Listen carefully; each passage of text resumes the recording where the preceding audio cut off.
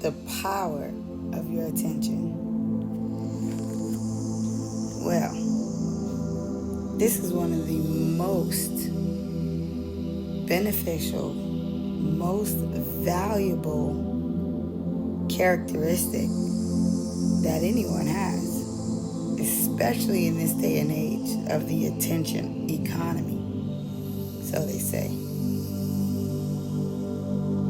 But without going into what's popular in this day and time,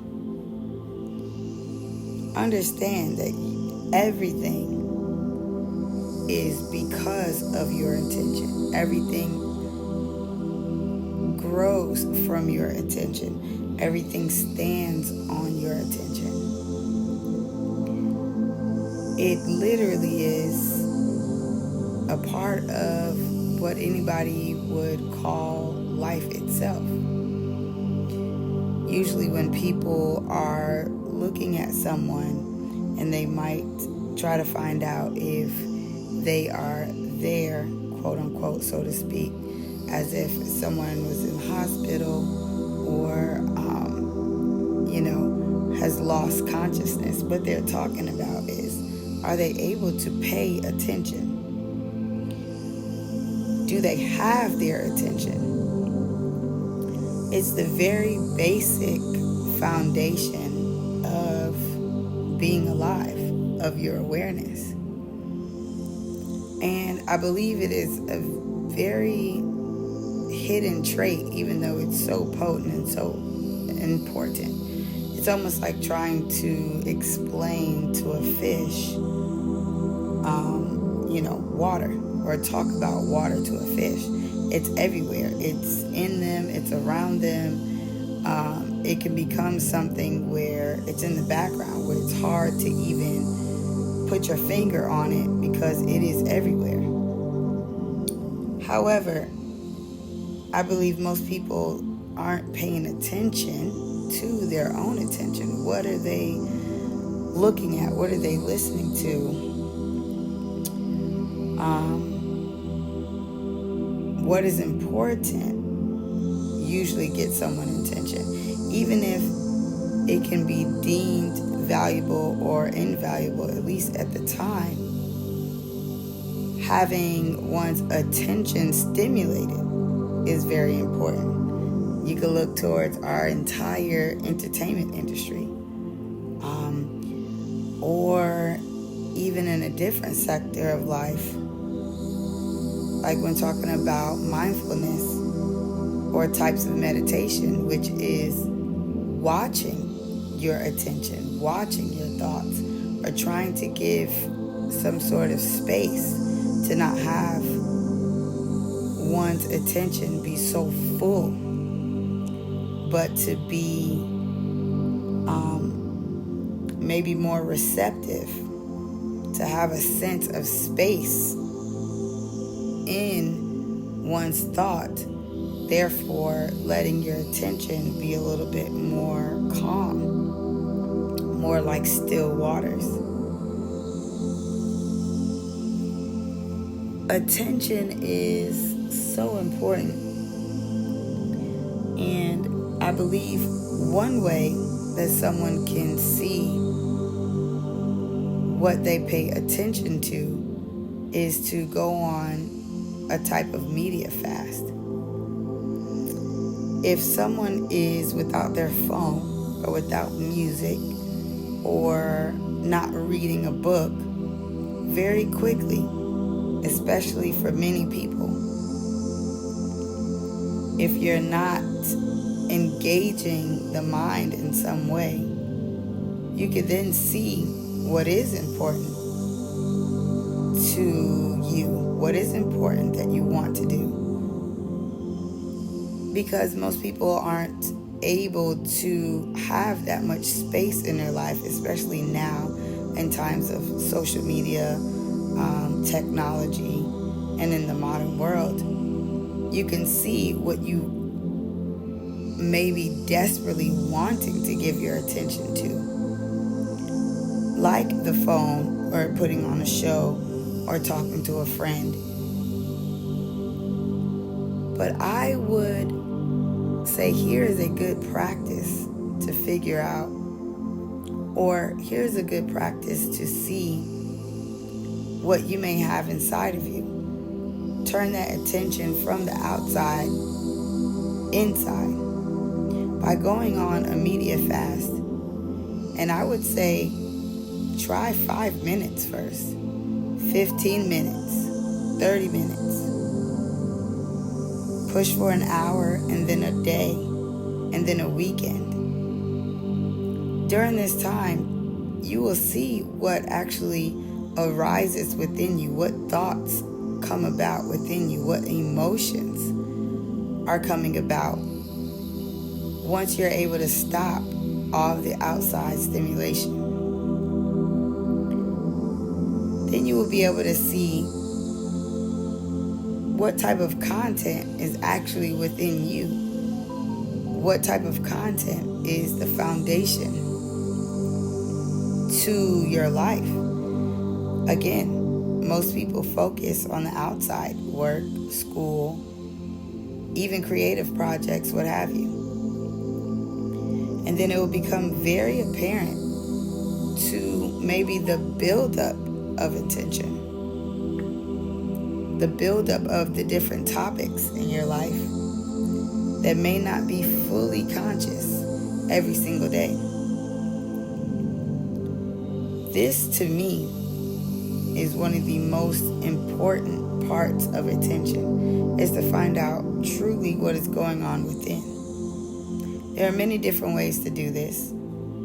Sometimes you can find out more about yourself from personality tests or quizzes, or going through very unique, non-habitual situations that will break your regular pattern of thinking, of reacting, of living, and then that makes you pay attention to yourself, pay attention to a new situation. But that usually, again, is stimulated from the outside, so it seems. So I think that a good practice, again, is to go on one of these media fasts for a little while, just to see what may be cluttering your attention from the inside. Most of the time, with people paying attention to social media or their phones or any type of media, TV or books, you will soon realize that there are a lot of stories, a lot of images, and a lot of situations that play out that are actually ones that were given to you, not just that arose from within. You will be repeating a show that you just seen, or thinking about a joke that you previously heard, or going back over a situation that you just lived through over and over again. I seem to find for myself when I started this that there were loops of certain subjects or certain topics or even people that were in my mind that came about time and time again, or that I would go to whenever I had time of space. I mean, even going to the restroom, I realized, what type of thoughts that I would be having. And so, as a start, this is a good practice to essentially pay attention to yourself. Once you start within, it will become more easy and more apparent to what you may be paying attention to outside of yourself. And again, this is a figure of speech because your attention is whole, your attention is all. But when I say outside of yourself, I mean the sense of everything else besides thoughts and emotions. So, audio stimulation, talking to someone, seeing a painting or a poster, any of those things that other people can also see and validate for themselves with you. Those will be the things outside of yourself. Content inside of yourself, typically only you can view, only you can sense, only you know what's happening. in order for someone else to even get some type of understanding or glimpse, you would have to communicate and use communication. And this goes around to emotions. Our emotions are a very sacred communication. It has existed for individuals, I'm sure, since the beginning of time. Definitely since the beginning of your time. Every baby, every child that comes in immediately is an expert on emotions. You either have the crying, the happiness, or even the absence of emotions is also very noticeable. It is also a form of communication. And once one starts paying attention to their emotions and starts paying attention to how they play out with your situations, with something that you've heard recently, matching up with something someone says, of course, most of our devices now mimic that because they're listening. And if you say a keyword, then it's going to throw a post at you or a commercial at you that matches. But all of this is actually a replica to life. You will see if you pay attention.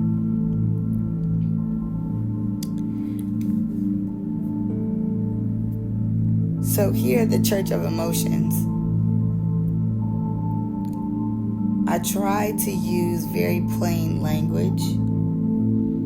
I have done so much research, not just in books, but also first person, in many different religions, seen and tried many different spiritual practices, and been influenced and around many different faiths as I was growing up. And in my mind, especially by the time I became an adult, I started to pay attention to the patterns in all of these various different modalities when it comes to spirituality.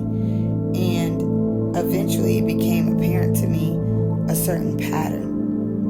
And that pattern is focus, emotions, and outcomes. Focused, whatever you are paying attention to, i.e. your thoughts, your emotions, which usually charges up a certain thought and actually can make things happen faster or have more meaning and have more depth and be heavier. And those two together produces an outcome. Now, I like to stay very present moment and talk about what we are all experiencing here in the now. So the reasons why, or where it comes from, or any of those things, really I feel like has many different answers around the world, and people will find their way to those answers to see if they fit. However, I feel like the present moment and talking about emotions and talking about attention is something that is hidden, and I'm so glad to be the one to reveal it, to bring it to the surface, to make it be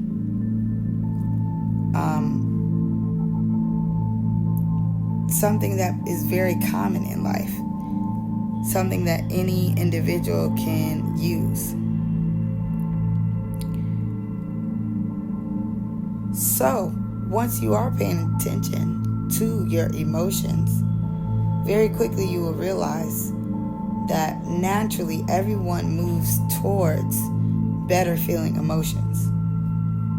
Every want, every desire, even if they're doing something that they don't want to do, guarantee it's because they believe the outcome is going to be better or make them feel better.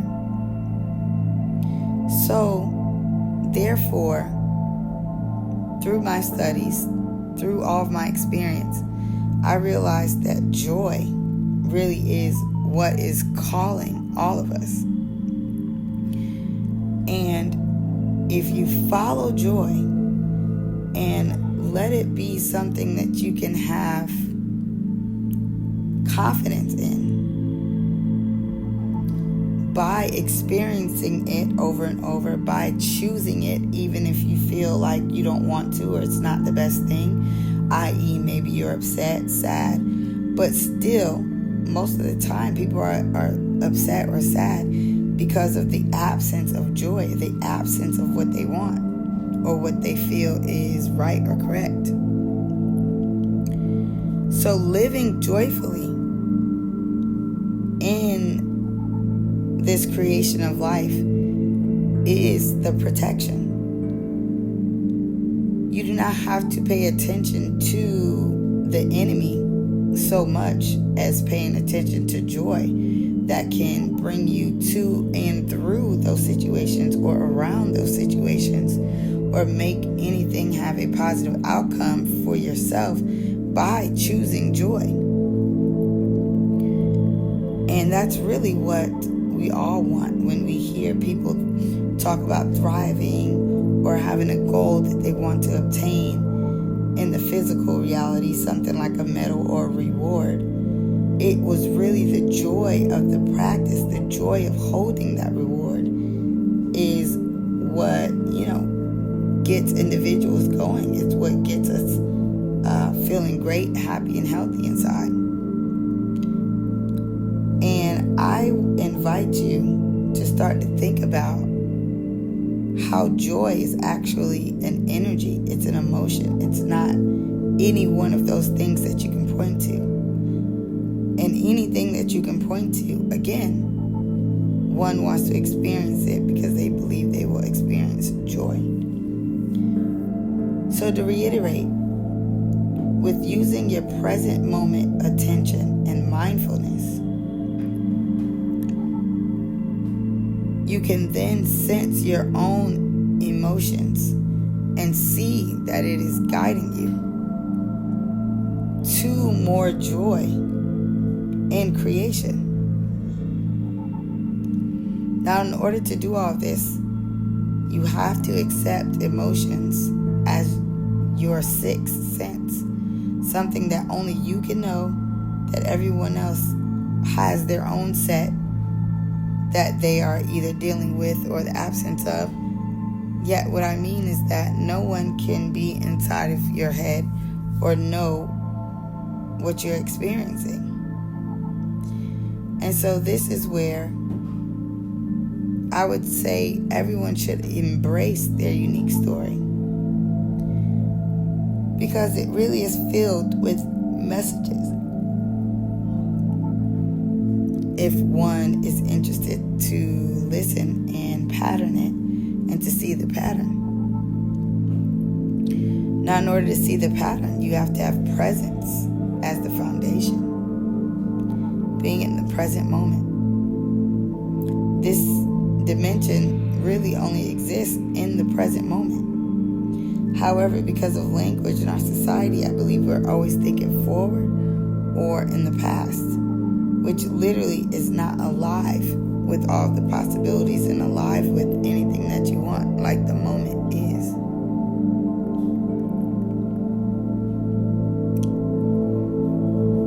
So, with that, I want to end with the power of emotional intelligence and management.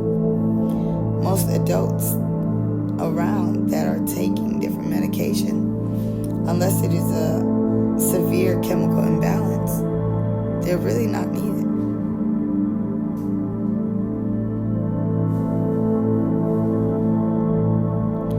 Your emotions are intelligence. Your emotions can be managed and used as a guidance for this life.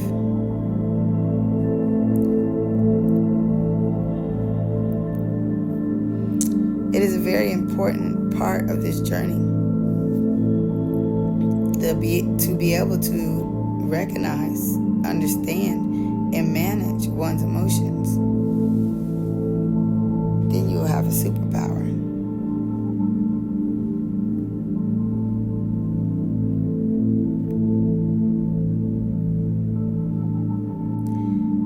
However, remember, managing your emotions well does not mean pushing them away. It's really learning to understand what is being conveyed to you and then making a choice.